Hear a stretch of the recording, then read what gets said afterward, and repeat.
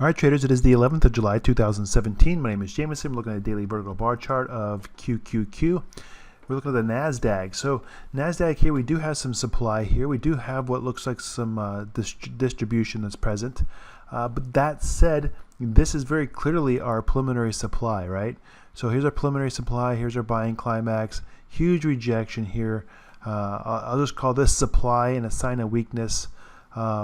As we wash out this, this level here, this would be our last point of supply, and there's no sign of weakness. Like, we have a lower low relative to this one, but it's not relative to the preliminary supply here. So it's difficult because this lower low suggests that supply is overcoming demand still.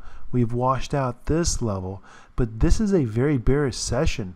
There's no downward follow through this key level. This zone that I've highlighted, I've bracketed with these the black dashed lines. This is a very important level. Supply has to overcome this level. We have to lose the 100-day simple moving average for bears to have a chance. Otherwise, I think this may be a changing character. And if it's a changing character, I have to approach this as, what's the trend? The trend is bullish. We have a counter trend. We're trading into the upper trend here, upper trend line of resistance. And there's no trade for bulls here, so we trade laterally. Trading back in there, we trade laterally. We're overbought relative to this trend here, so we trade laterally. We attempt to rally through. We're not going to rally through there. We're trading the resistance, and then we break back down to support. So at this present time, we've lost the 50-day simple moving average. But with prices rejecting, with no downward follow through here, I've got to entertain that prices are oversold relative to the bullish ascending channel, and that this is a counter trend and an opportunity for bulls to actually build positions so that they can continue to participate with the larger underlying trend, which is bullish.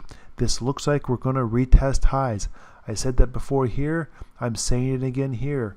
And on top of it, we're seeing that we're starting to get some demand that's returning. If we look here, there are really no buyers. We're making new highs here on contracting demand. We're starting to see some more participants that's present. And some of it's because we're getting some more selling pressure that's there. But if we regain this lower trend line here and we get above this zone here at 239, man, you got to get bullish, get on board.